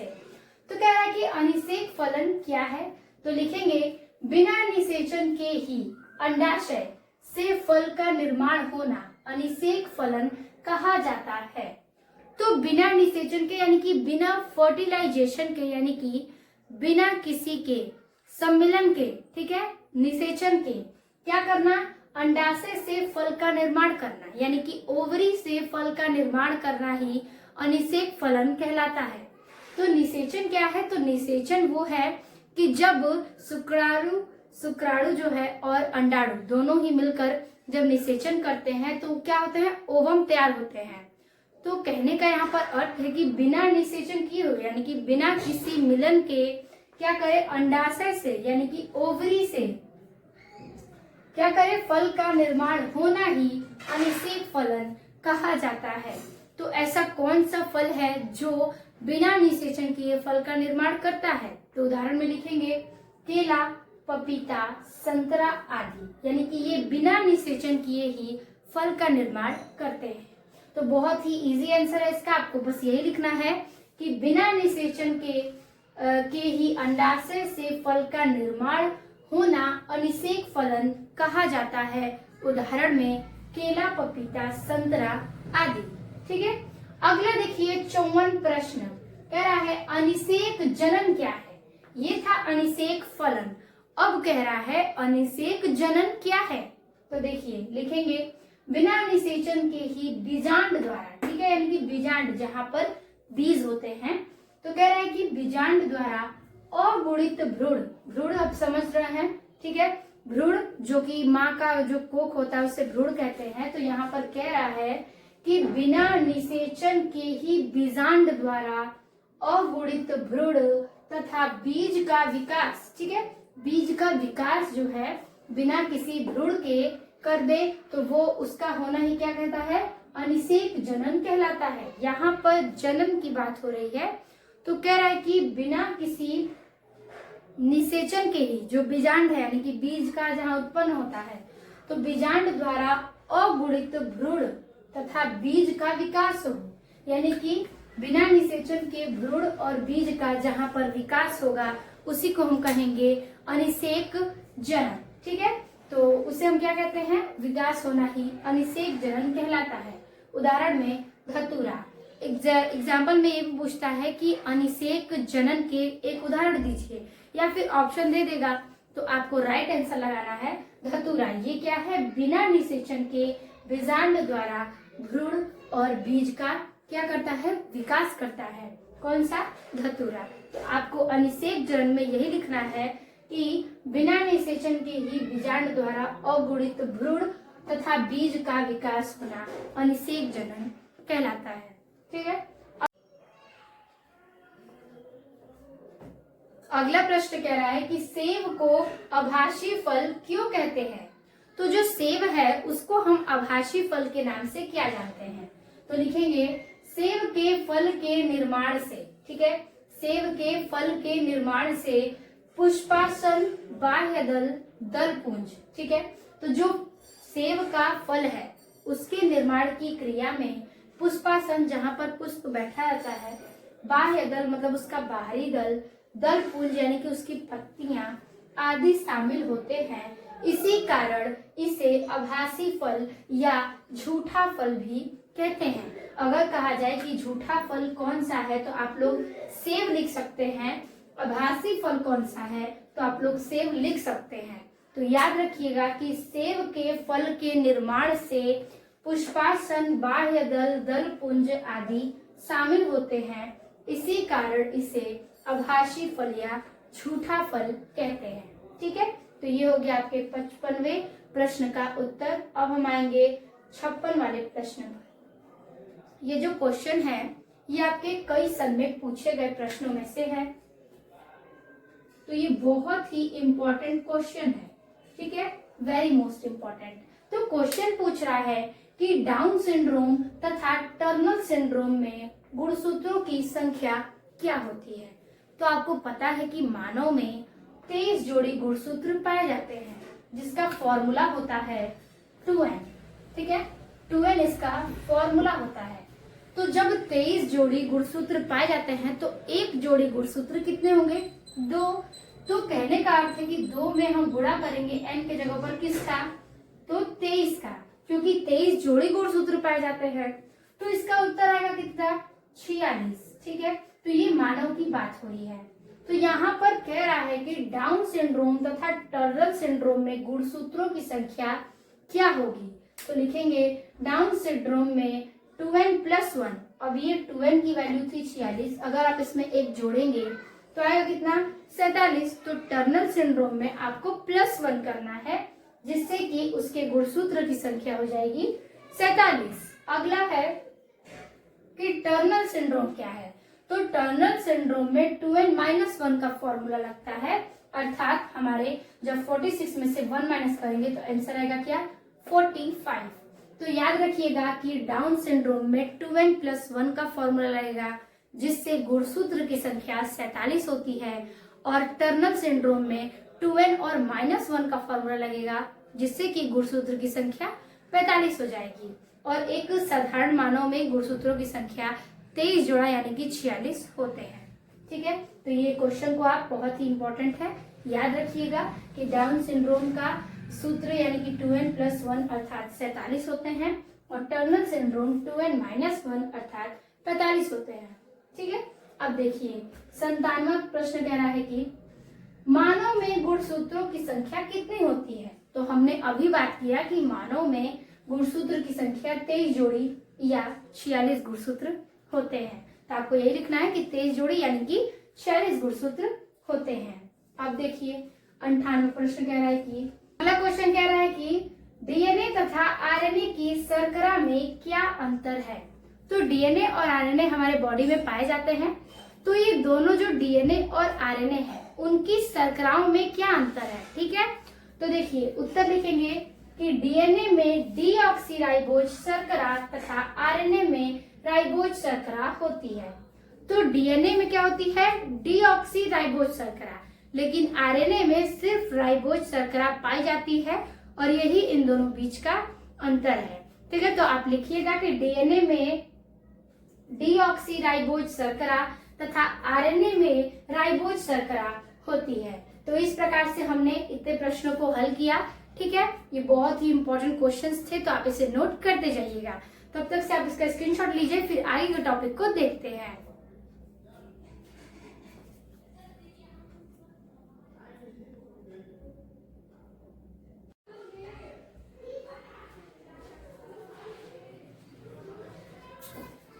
अगला क्वेश्चन कह रहा है कि जैव विविधता क्षति के कोई कारण बताइए। कोई 2 कारण बताइए। ठीक है, कोई 2 कारण बताइए। तो कह रहा है कि जो जैव विविधता है, ये आपका चैप्टर से रिलेटेड बहुत सारे क्वेश्चन पूछे जाते हैं। तो जैव विविधता की क्षति मतलब उसको जो हानि हो रही है उसके कोई 2 कारण बताइए। तो देखिए जो जैव विविधता है यानी कि हमारे जो पेड़ पौधे हैं जो जिनसे हमें जीवन मिलता है, ठीक है, सांस हम ले पाते हैं, तो उसी के बारे में कह रहा है कि ऐसे 2 कारण बताइए जिससे वो क्या हो रहा है क्षति हो रहा है, नुकसान हो रही है उनकी। तो हम 2 कारण लिखेंगे, पहला अति दोहन और दूसरा अवासीय क्षति तथा विखंडन। तो अति दोहन क्या है। तो जैसा कि आप लोग देख रहे हैं आजकल चर्चाएं चल रही हैं कि जितने भी सारे अरावली हैं उनको काटा जा रहा है, तो जो पेड़ों की संख्या कम की जा रही है, हमारे जो जीवन है पेड़ से हम जो सांस लेते हैं जीते हैं, अगर वही हम कम कर देंगे अपने फायदे के लिए तो फिर हम अपने जीवन के हिस्से को भी खत्म कर रहे हैं एक ओर से। तो हमें ये सारी चीजें करने से क्या करना चाहिए, रोकना चाहिए। तो इसमें सारे लोगों का सहयोग भी है, इसलिए जो कि है पेड़ों को काटने के लिए बहुत ही ज्यादा अनुमति ली गई है और काटे जा रहे हैं। लेकिन ये सारी चीजें करके हम अपने ही जीवन को क्या करेंगे, नष्ट करेंगे। तो वही कह रहा है कि अति दोहन यानी कि हमें पेड़ों को सुरक्षा करना चाहिए, जितनी भी सारी वन की चीजें हैं उसको क्या करना चाहिए, बचा के रखना चाहिए। और दूसरा कह रहा है अवासीय क्षति, मतलब बिना किसी कार्य के हम कोई चीज यूज करते हैं, ठीक है, तो मतलब अपने फायदे के लिए हम उसे इस्तेमाल करते हैं लेकिन जरूरत से ज्यादा करते हैं। ठीक है, कोई भी चीज को हम अगर यूज करते हैं तो कहते हैं कि ये हमारे पास है, लेकिन उससे भी ज्यादा उसका क्या करते हैं, अधिक इस्तेमाल करते हैं। तो हमें कोई भी चीज को अधिक इस्तेमाल नहीं करनी चाहिए, एक लिमिट तक ही इस्तेमाल करना चाहिए। तो आवासीय क्षति तथा विखंडन, ये दोनों जो कार्य हैं, कारण है, इन्हीं दोनों की वजह से जैव विविधता की क्षति होती है। तो आप लोग यही लिखेंगे, पहले में अति दोहन और दूसरे में अवासीय क्षति तथा विखंडन। ठीक है, अगला प्रश्न कह रहा है कि NAC का पूरा नाम क्या है। तो NAC का पूरा नाम यानी कि फुल फॉर्म पूछता है, कई बार पूछा गया है। तो लिखेंगे नेशनल एड्स कंट्रोल ऑर्गेनाइजेशन। ठीक है, ऑर्गेनाइजेशन, तो नेशनल एड्स कंट्रोल इसका नाम है और ऑर्गेनाइजेशन ये इसका फुल फॉर्म है। अगला कह रहा है 61 नंबर कि डेंगू बुखार के वाहक का नाम बताइए। तो डेंगू बुखार का वाहक का नाम बताना है, तो लिखेंगे हम एडीज मच्छर। ठीक है, एडीज मच्छर जो है वो डेंगू बुखार का वाहक का एक नाम है। ये मच्छर जो है वो डेंगू बुखार में ही चलते हैं, एडीज मच्छर। अगला प्रश्न है 62 नंबर, LSD का पूरा नाम बताइए। ये सारे जो क्वेश्चन हैं आपके बोर्ड एग्जाम में आए गए प्रश्नों में से हैं। तो LSD का फुल फॉर्म बताना है, यानी कि पूरा नाम। तो कह रहा है लसडिर्ग, ठीक है, लसडिर्ज अम्ल डाइएथिल एमाइड। ठीक है, यानी कि लसर्जिक अम्ल डाइएथिल एमाइड, ये इसका क्या है, पूरा नाम है LSD का। अगला प्रश्न है HIV का पूरा नाम बताइए। HIV जो है बहुत ही इंपॉर्टेंट है और ये आपके क्वेश्चन पूछे गए कई वर्षों में से एक है। तो HIV का फुल फॉर्म होगा ह्यूमन इम्यूनो डिफिशियंसी वायरस। ठीक है, ह्यूमन इम्यूनो डिफिशियंसी वायरस, ये इसका पूरा नाम है, या मान सकते हैं कि ये इसका फुल फॉर्म है। अगला है 64 नंबर, कह रहा है कि कैंसर के लिए उत्तरदायी जीन का नाम बताइए। तो कैंसर के लिए उत्तरदायी जीन कौन से हैं, उनका नाम बताइए। तो उत्तर है आन्कोडोजिन। ठीक है, आन्कोजिन कह रहा है कि कैंसर के लिए जो उत्तरदायी जीन है उस जीन का नाम है आन्कोजिन। ठीक है, अगला प्रश्न है 65 नंबर कि प्लाज्मोडियम का अलैंगिक जनन किस परपोषी में पूरा होता है। तो प्लाज्मोडियम जो है उसमें जो अलैंगिक जनन होते हैं, ठीक है, एक लैंगिक जनन होता है, एक अलैंगिक जनन होता है। दोनों ही आप लोग चैप्टर पढ़े तो पता है कि लैंगिक जनन क्या है और अलैंगिक जनन क्या है। तो लैंगिक और अलैंगिक जनन में से पूछ रहा है कि प्लाज्मोडियम का अलैंगिक जनन किस परपोषी पर पूरा होता है। तो मतलब कौन सा परपोषी है जिस पर अलैंगिक जनन पूर्ण रूप से होता है प्लाज्मोडियम का। तो उत्तर लिखेंगे मादा एनाफिलीज, यानी कि मादा एनाफिलीज जो है वो क्या है, प्लाज्मोडियम का अलैंगिक जनन का परपोषिका पूरा होता है। ठीक है, तो उत्तर है हमारा मादा एनाफिलीज। तो इस प्रकार से हम 65वें क्वेश्चन तक पहुंच चुके हैं। आगे के प्रश्नों को देखेंगे, तब तक आप इसका स्क्रीनशॉट ले लीजिए।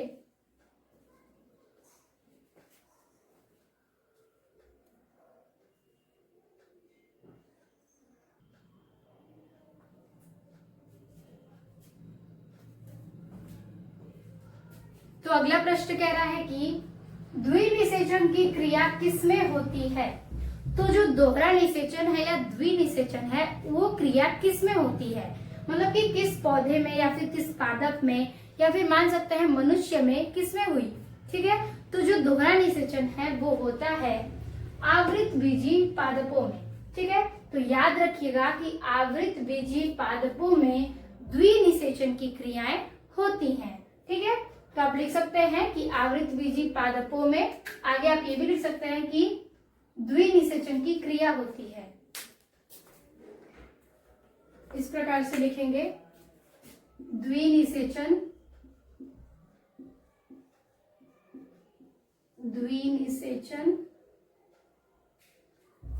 की क्रिया होती